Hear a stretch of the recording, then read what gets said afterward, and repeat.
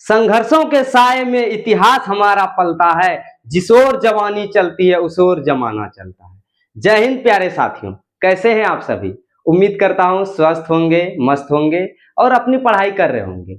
जैसा कि पिछले क्लास में हमने हिस्ट्री के बारे में बताया था, बेसिक भी बता दिया था और चैप्टर की भी शुरुआत हमने कर दिया था, यूरोप में राष्ट्रवाद, है ना। इसी चैप्टर को हम लोग पढ़ रहे थे, डिस्कस कर रहे थे, यूरोप में राष्ट्रवाद। इसमें कुछ टॉपिक को हमने कवर कराया था आप लोगों को, ठीक है, जिसे लुई 16वां है।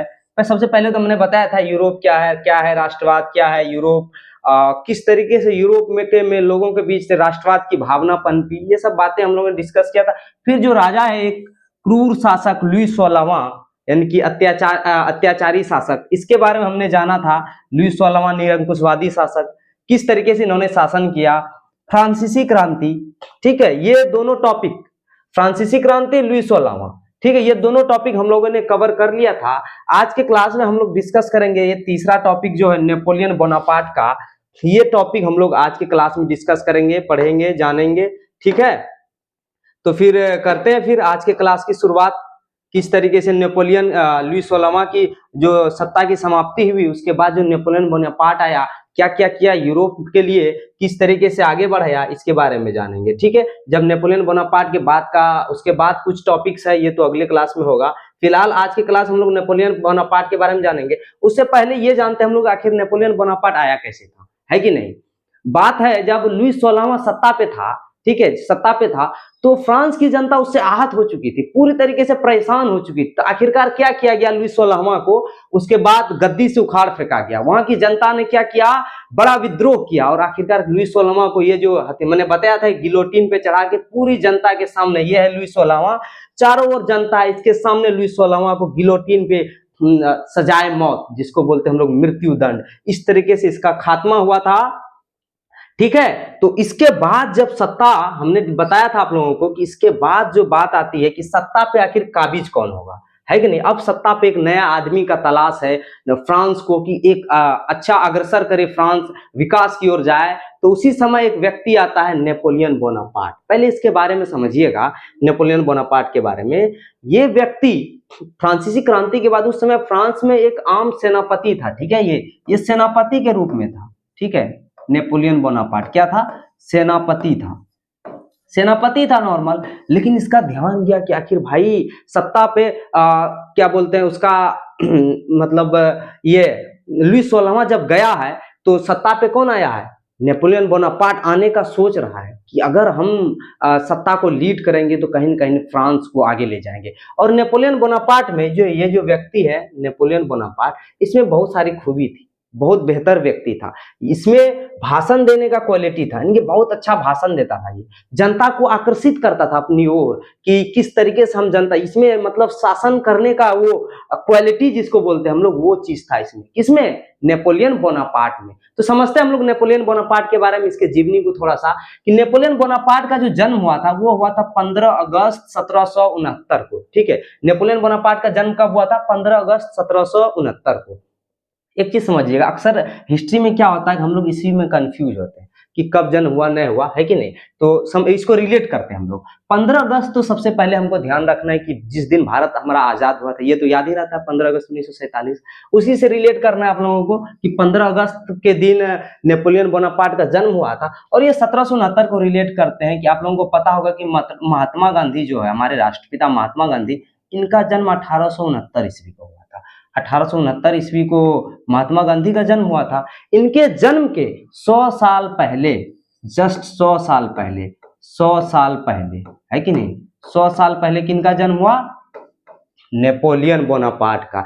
कहीं ना कहीं एक चीज गौर कीजिएगा आप लोग, ये जो 69 दिख रहा है आपको, ये जो 69, 69 है कि नहीं, 69 काफी लकी ईयर समझ सकते हैं हम लोग, क्योंकि 1769 को देखिए नेपोलियन बोनापार्ट का जन्म हुआ है। और जस्ट 100 साल बाद, जस्ट 100 साल बाद किसका जन्म हुआ है, महात्मा गांधी का, है कि नहीं। तो आप लोग रिलेट कर लिए होंगे, समझ गए होंगे कि महात्मा गांधी का जन्म के जस्ट 100 साल बाद किनका जन्म हुआ है, नेपोलियन बोनापार्ट का, ठीक है। जस्ट 100 साल बाद किनका जन्म हुआ है, नेपोलियन बोनापार्ट का। यानी कि 1769 ईस्वी में हुआ किसका जन्म, नेपोलियन बोनापार्ट का, 15 अगस्त 1769 ईस्वी को। काफी इसमें हमने डिस्कस कर दिया है ना। तो 15 अगस्त 1769 ईस्वी को आया है नेपोलियन बोनापार्ट इस धरती पर। 1769 ईस्वी को नेपोलियन बोनापार्ट का जन्म हुआ। इनके बचपन का जो नाम था, ठीक है, चाइल्डहुड जो नाम था, इनके बचपन का जो नाम था नेपोलियन दी बोनापार्ट। ये कौन व्यक्ति है? यही व्यक्ति है नेपोलियन बोनापार्ट।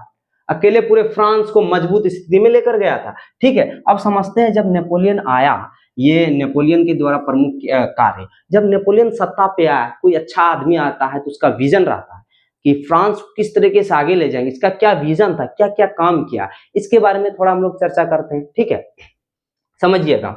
वह फ्रांस की क्रांति में सेनापति के रूप में कार्य कर रहा था। हमने आप लोगों को बताया था कि फ्रांस में सेनापति के रूप में कार्य कर रहा था फ्रांसीसी क्रांति के समय। और इतिहास में नेपोलियन को विश्व के सबसे महान सेनापतियों में से गिना जाता है। ठीक है, और एक महान सेना, नॉर्मल सेनापति से धीरे धीरे जब वो समझने लगा सब कुछ को, आगे बढ़ने लगा, तो वो महान सेनापति जाना जाने लगा। और महान सेनापति क्यों नहीं कहा जाएगा? क्योंकि एक सेनापति से धीरे धीरे फ्रांस की सत्ता पे आया है, राजा बना है वहां का, इसलिए इसको महान सेनापति कहा गया। उसके बाद देखिएगा नेपोलियन का जो राजनीति में प्रवेश है वो 1789 ईस्वी में है। ठीक है, नेपोलियन ने राजनीति में कब प्रवेश किया है? 1789 ईस्वी को राजनीति में प्रवेश किया। और फ्रांस की राजनीति में, राजनीति है ना, ये राजनीति होगा।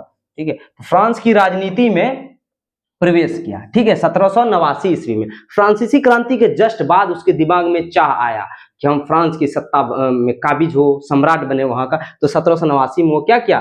फ्रांस की राजनीति में प्रवेश किया। उससे पहले वो सेनापति था। ठीक है, अब समझिएगा उसके बाद क्या हुआ? सम्राट बना है, देखिए तो हुआ है ना, फ्रांस की राजनीति में प्रवेश करने के बाद वो सम्राट कब बना? 18 है ना, फ्रांस सम्राट बना है 1804 ईस्वी को। ठीक है, 1804 ईस्वी को सम्राट बना है। 18 यहाँ पे कोई ईस्वी है ना, 18 मई होगा यहाँ पे। 1804 ईस्वी को वो क्या बना है? फ्रांस में सम्राट बना है नेपोलियन बोनापार्ट। वो क्या बना? सम्राट बना। ठीक है, इसके बाद थोड़ा सा देखिएगा, इसके बाद क्या हुआ है? हाँ, 1804 ईस्वी को क्या बना? सम्राट बना। ठीक है, उसके बाद उसने एक अलग कानून बनाया। ठीक है, नेपोलियन ने क्या किया? एक अलग कानून बनाया जिसे नेपोलियन संहिता के नाम से जाना जाता है। नेपोलियन क्या कहा जाता है उसको? नेपोलियन संहिता के नाम से जाना था। यानी कि जब नेपोलियन सत्ता पे आया, ठीक है, नेपोलियन जब सत्ता पे आया तो उसने क्या किया? एक अलग कानून बनाया, क्योंकि बड़ा आदमी है वो, समझदार आदमी है, लीड कर रहा है फ्रांस को, तो फ्रांस के लिए कुछ बेहतर करेगा ना। तो उसने एक संहिता बनाया जिसको कहा जाता है नेपोलियन कोड। ठीक है, उसको क्या कहा जाता है? नेपोलियन कोड कहा जाता है। समझिएगा, अभी सत्ता पे कौन है? Napoleon Bonaparte. Napoleon Bonaparte France के लिए लगातार काम कर रहा है, सुधार करने की कोशिश कर रहा है, किस तरीके से फ्रांस ग्रो करेगा ये सोच रहा है। तो नेपोलियन बोनापार्ट ने क्या किया? नेपोलियन संहिता लाया। क्या लाया? नेपोलियन संहिता। ठीक है, नेपोलियन संहिता 1804 ईस्वी में लाया ताकि फ्रांस के लिए कुछ अच्छा कार्य किया जाए, बेहतर कार्य किया जाए, है कि नहीं? समझिएगा, नेपोलियन संहिता की प्रमुख विशेषताएं क्या थी? देखिएगा, निम्नलिखित थी, है ना। नेपोलियन संहिता की क्या क्या विशेषताएं हैं ये समझिएगा। ये नेपोलियन संहिता कौन लाया है? नेपोलियन बोनापार्ट लाया 1804 ईस्वी में फ्रांस के लिए। सबसे पहले देखिए क्या सुधार किया? जन्म पर आधारित विशेषाधिकार, है ना, जन्म पर आधारित विशेषाधिकार समाप्त कर। ठीक है, जन्म पर आधारित विशेषाधिकार को समाप्त कर, ठीक है, कानून के समक्ष समानता का नियम लागू किया गया। ठीक है, कानून के समक्ष क्या? जन्म पर जो आधारित, पहले क्या था? जन्म के आधार पर विशेषाधिकार मिलता था। ठीक है, इसको समाप्त किया गया, यानी कि राजा का बेटा राजा ही रहेगा, ये सब व्यवस्था को समाप्त किया। जन्म के आधार पर जो विशेष अधिकार मिलता था उसको समाप्त कर दिया गया। उसके बाद कानून के समक्ष समानता का नियम लाया गया, यानी कि कानून की नजर में सब बराबर है, कोई अलग नहीं। ऑल आर इक्वल इन, कानून के नजर में ऑल आर इक्वल। ठीक है, सभी को इसके नजर में क्या है? समान है। ठीक है, रूल रेगुलेशन सबके लिए बराबर।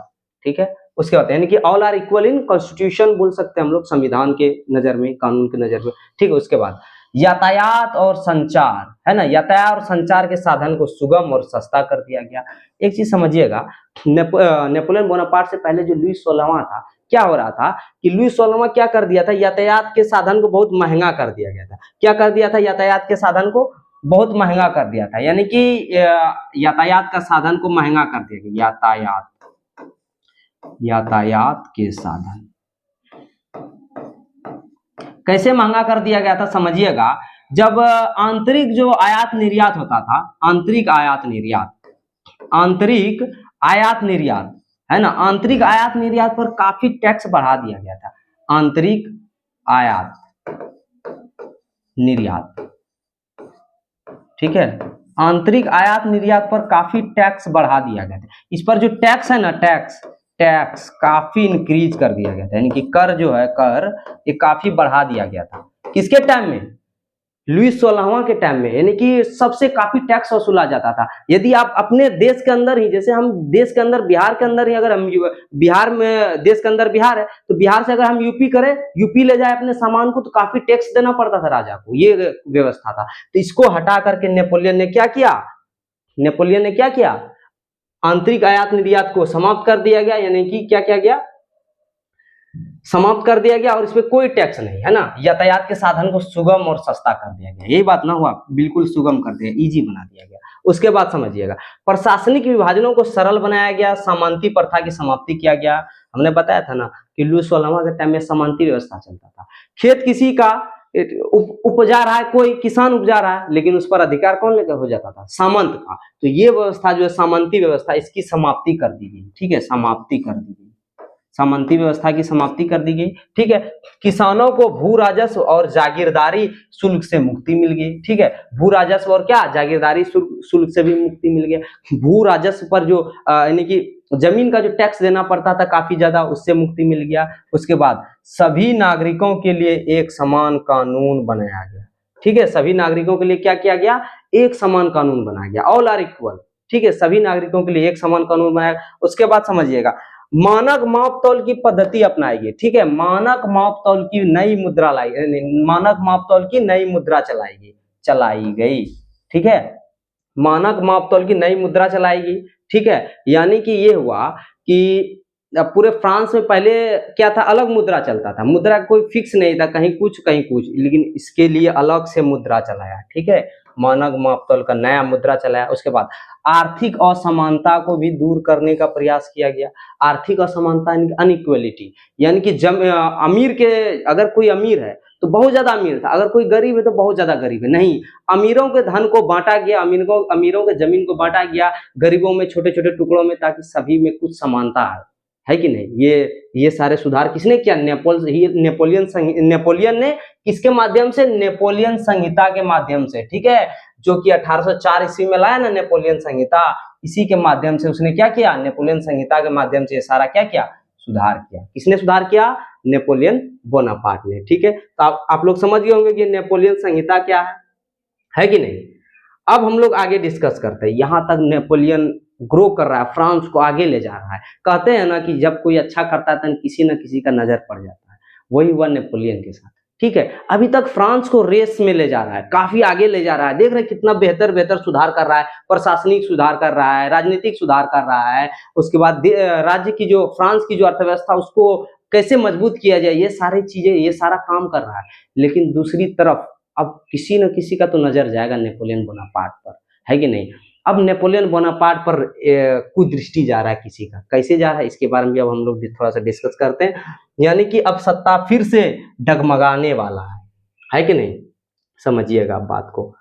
नेपोलियन बोनापार्ट, ये देख रहे हैं ना, रूढ़िवाद की पुनर्स्थापना, ये अगला टॉपिक है। इसमें थोड़ा सा हम लोग नेपोलियन से अब डिस्ट्रैक्ट होंगे, हटेंगे और समझेंगे कैसे नेपोलियन का जो है सत्ता को अब हटाया जा रहा है। अभी तक फ्रांस काफी ग्रो कर रहा है, ठीक है, सबका नजर है, वो चाह रहा है कि हम विश्व विजेता बने, सारे बगल बगल के देशों पर कब्जा कर रहा है, ठीक है, फ्रांस। अब देखिएगा, नेपोलियन से फ्रांस लीड कर रहा है, फ्रांस को कौन लीड कर रहा है?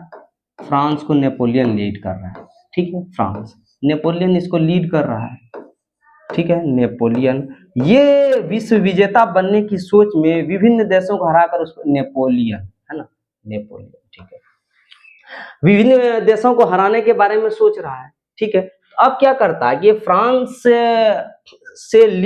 को लीड करते करते ये आक्रमण कर देता है रूस पर, ठीक है, रूस पर। ऑलरेडी सभी देश का नजर है कि ये तो बहुत ग्रो कर रहा है, काफी आगे ले जा रहा है फ्रांस को, तो अब ये आक्रमण कर दे रहा है रूस पर। रूस के साथ बहुत सारा कंट्री सपोर्ट में आ जाता है,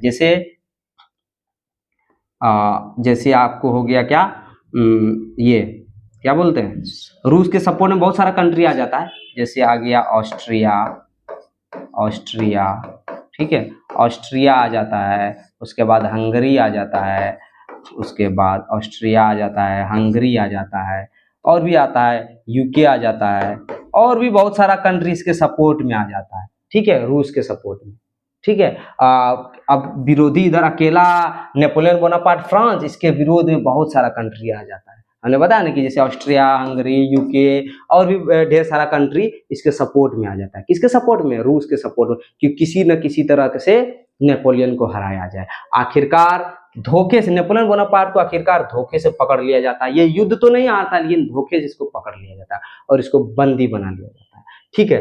कहाँ पे? तो ये एक जगह था वाटरलू, वाटरलू नामक एक जगह पर, ठीक है। ये देख रहे हैं ना, रूढ़िवाद की पुनर्स्थापना है ना टॉपिक, इसी में है। वाटरलू का युद्ध, वाटरलू नहीं, वाटरलू होगा, ठीक है, वाटरलू होगा, लिख देते दोबारा से, वाटरलू, वाटरलू का युद्ध, ठीक है, वाटरलू। तो वाटरलू का युद्ध हुआ था। वाटरलू का युद्ध समझिएगा कहाँ पे हुआ था, कैसे? एक जगह है आपको, ये क्या बोलते हैं, बेल्जियम पे, ठीक है, बेल्जियम नामक एक जगह पर वाटरलू का युद्ध हुआ था। बेल्जियम हमको दिखा देते कहाँ पे, ये यूरोप का मैप में आपको बेल्जियम दिखा देते हैं, ठीक है। ये यूरोप महादेश में यहीं पर है, इधर ही है, एक कंट्री है बेल्जियम, ठीक है, एक कंट्री क्या है, बेल्जियम, यहीं पे है, ठीक है, समझिएगा। यहीं पे एक कंट्री है बेल्जियम,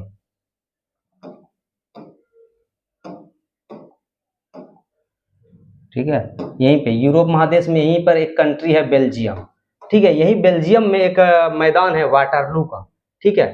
वाटरलू नामक जगह पर ये युद्ध हुआ था, बैटल ऑफ वाटरलू, ठीक है, समझते हैं हम लोग। वाटरलू का युद्ध हमने दिखाया ना कहाँ पे है, तो वाटरलू का युद्ध के बारे में थोड़ा सा समझते हैं। इसी वाटरलू के युद्ध में नेपोलियन बोनापार्ट की हार होती है, समझिएगा। वाटरलू का युद्ध, ये युद्ध लड़ा गया था 18 जून 1815 ईस्वी में लड़ा गया था, ठीक है, वाटरलू का युद्ध। और नेपोलियन का ये अंतिम युद्ध था। नेपोलियन का क्या था? ये अंतिम युद्ध था। इस युद्ध में एक तरफ फ्रांस थी, एक तरफ फ्रांस था, तो दूसरी तरफ रूस, ब्रिटेन, पर्सा, ऑस्ट्रिया और हंगरी की सेना थी। हमने आप लोगों को बताया ना अभी कि एक तरफ फ्रांस, देखिए, एक तरफ फ्रांस है तो दूसरी तरफ रूस, ऑस्ट्रिया, हंगरी, ठीक है, ये सारे देशों की सेना है, ठीक है। तो इधर तो कमजोर होगा ही, कितना भी आप शक्तिशाली, जब विभिन्न देश एक साथ जुड़ जाए तो फिर आपको दिक्कत हो जाएगा। तो दूसरी तरफ कौन था?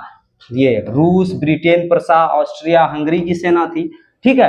तो ये कमजोर पड़ गया नेपोलियन बोनापार्ट, अकेला कितना लड़ेगा, कितना ही शक्तिशाली हो, अगर ज्यादा कंट्री मिल जाए तो फिर आपको परेशानी हो सकती है, वही हो गया, ठीक है। अब देखिए क्या होगा, इसके हारने के बाद नेपोलियन ने आत्मसमर्पण कर दिया। ये जब युद्ध लड़ा गया तो युद्ध में आखिरकार हार हुआ, ठीक है, किसका? नेपोलियन बोनापार्ट का, ठीक है। और क्या हो गया, इन्होंने आत्मसमर्पण कर दिया, ठीक है।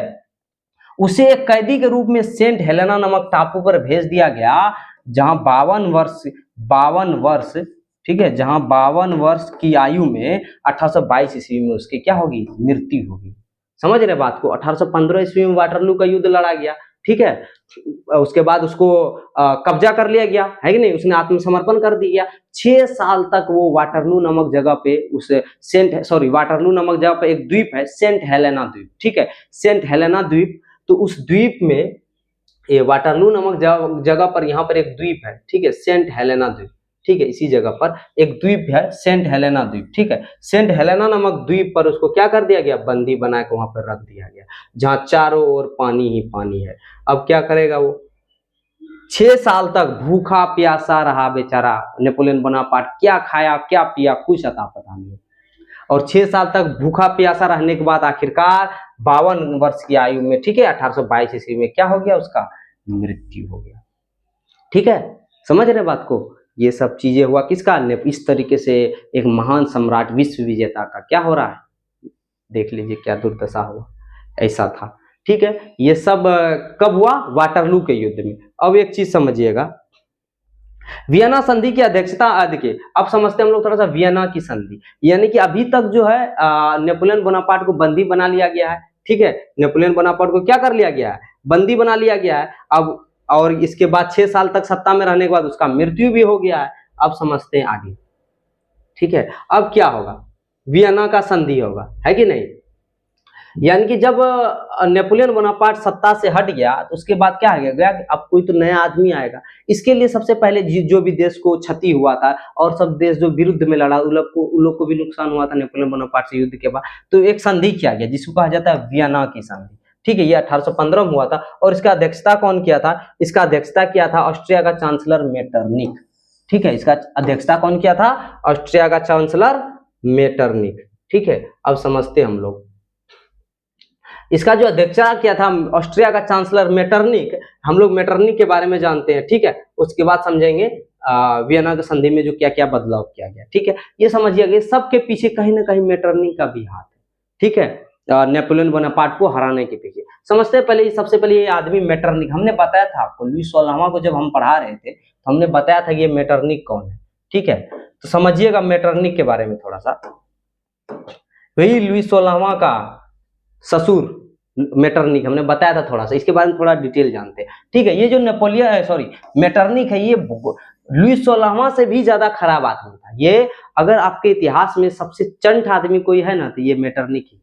लुई 16वां से भी प्रो मैक्स लेवल का। एक होता है प्रो, एक होता है प्रो मैक्स। प्रो मैक्स भी नहीं बोल सकते इसको, अल्ट्रा प्रो मैक्स बोल सकता है। ये इस तरीके का आदमी था ये अल्ट्रा प्रो मैक्स। इतना खराब आदमी था, सबसे चंट आदमी। कौन? यही मेटरनिक। अब समझिएगा क्लेमेंस वॉन मेटरनिक इसका पूरा नाम है। ये ऑस्ट्रिया का चांसलर था। कहां का चांसलर था? ऑस्ट्रिया का चांसलर था। वह एक घोर प्रतिक्रियावादी नेता था। हमने बताया था ना कि बहुत चंट आदमी था। ठीक है, उसका मानना था कि राजाओं को शासन, ठीक है, शासन करना चाहिए। राजाओं को क्या करना चाहिए? शासन करना चाहिए, लेकिन जनता को ज्यादा अधिकार नहीं देना चाहिए। ज्यादा अधिकार नहीं देना चाहिए। वह लोकतंत्र, ठीक है, राष्ट्रवाद और स्वतंत्रता के विचारों का विरोध करता था। कहीं किसी भी देश का विकास के लिए लोकतांत्रिक राजनीति का होना जरूरी है। ठीक है, स्वतंत्र होना, व्यक्ति के विचार की स्वतंत्रता, अभिव्यक्ति की स्वतंत्रता होना जरूरी है, लेकिन ये स्वतंत्रता के ही विरोधी था। ठीक है, ये बात था। अब समझिएगा मेटरनिक काल क्या है। ठीक है, थोड़ा सा हम लोग नेपोलियन बोनापार्ट के बाद अब फिर सीट खाली हुआ, कोई नया आदमी आएगा सत्ता पर, तो उसके लिए इसको भी जानना जरूरी है। जैसे अब समझिएगा मेटरनिक काल क्या है। एक चीज जानते होंगे, मोदी जी, हमारे अभी मोदी जी है ना, तो 2014 में प्रधानमंत्री बने थे। अब कब तक रहते हैं कोई गारंटी नहीं। अभी 26 चल रहा है तो ये 27, 28, 29, 30 जब तक रहे। मान के चलिए कि मोदी जी 2030 तक है प्रधानमंत्री। मैं जी माना हमने, रियल जो हो भाई, जब इलेक्शन होगा जो जीते, तो मान के चलिए मोदी जी आए अभी 2014 में आए थे। 2014 से लेकर के 2030 तक शासन में रहे।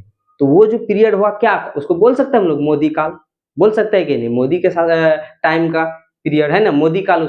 उसी तरीके से मेटरनिक काल क्या हुआ? जब तक मेटरनिक रहा, यानी कि 1815 ईस्वी से लेकर के 1848 ईस्वी तक का समय को मेटरनिक काल कहा जाता है। क्यों? क्योंकि इस दौरान क्या होना है? मेटरनिक है सत्ता पर। यह समय यूरोप में पुरानी राजशाही व्यवस्था, ठीक है, पुरानी राजशाही व्यवस्था को बनाए रखने, ठीक है, बनाए रखने और नए बदलावों जैसे लोकतंत्र, राष्ट्रवाद को रोकने का था। ये जो मेटरनिक का काल था ना, कोई भी हमेशा मतलब जैसे ही सत्ता पे कोई अच्छा आदमी आता है उसको हटा के वही पुरानी राजशाही व्यवस्था थोप देता है। ठीक है, और बिना कोई, सिर्फ जनता को चूस के खाने का काम हो रहा था। ये स्थिति था। ठीक है, मेटरनिक के बारे में हम लोगों ने जाना। अब समझते हैं कि वियना की जो संधि हुई, जब नेपोलियन बोनापार्ट हार गया, जब उसको मार दिया गया, सेंट हेलेना नामक द्वीप पर छोड़ दिया गया, तो वो समाप्त हो गया। तो उसके बाद देखिए वियना का संधि के बाद क्या क्या काम किया गया। ठीक है, वियना की संधि के बाद देखिए क्या क्या काम किया गया।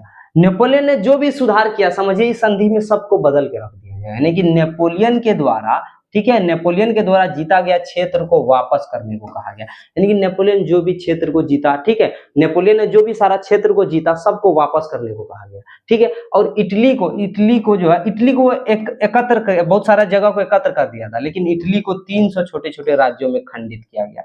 वो जिसको एकत्र करना चाहता था, फिर से इटली को तोड़ दिया, 300 भागों में खंडित कर दिया गया। ठीक है, और इटली को क्या किया गया? इटली को पोलैंड का एक भाग मिला।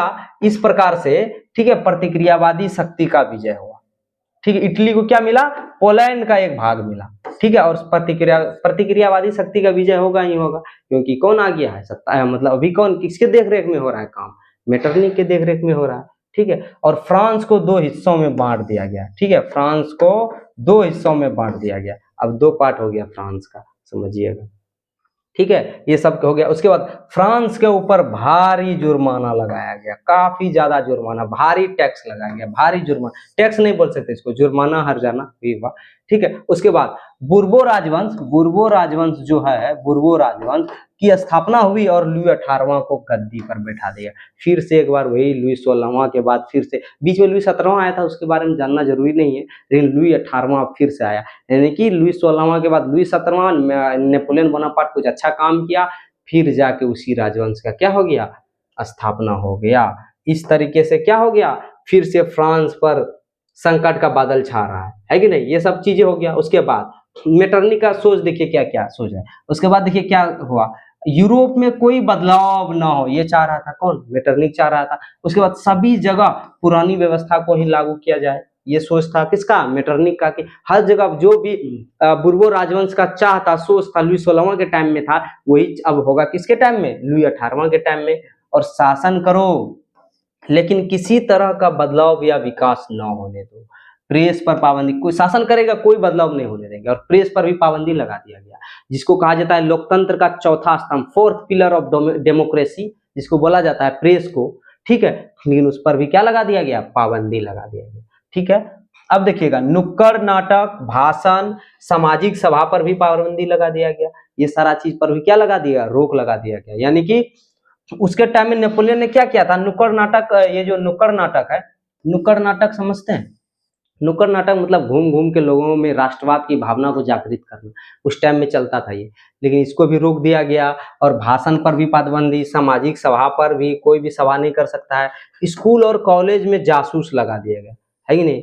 एक होता है ना सीसीटीवी, सीसीटीवी कैमरा नहीं लगाया, ये जासूसे फिट कर दिया, सीसीटीवी कैमरा से भी खतरनाक। जासूस क्या मतलब, स्कूल कॉलेज में कोई आदमी को फिट कर दिया गया, वो देखता था कहीं मतलब स्कूल कॉलेज में सरकार के विरुद्ध, राजा के विरुद्ध तो नहीं पढ़ाया जा रहा है। इतना ज्यादा नियम कानून कठोर कर दिया गया। अब फ्रांस फिर से जितना डेवलप किया, फिर उसी तरीके से गर्त में जा रहा है कि नहीं। तो ये था आज की क्लास में नेपोलियन बोनापार्ट के बारे में हम लोगों ने जाना, सब कुछ देखिएगा।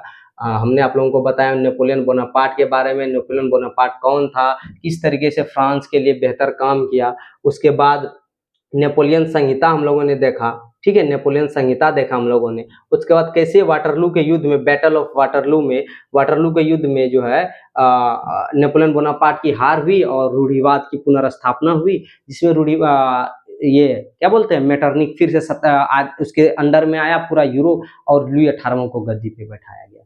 इस तरीके से कहानी चल रहा है। ठीक है, अभी सत्ता पे कौन है, अब लुई 18वां, वही बुर्बो राजवंश का लुई 18वां। ठीक है, यानी कि हम लोगों ने यहाँ तक पढ़ लिया है कि नहीं, मेटरनिक को भी जान लिया, नेपोलियन बोनापार्ट को भी जान लिया। ठीक है, अगले क्लास में इससे आगे हम लोग चर्चा करेंगे।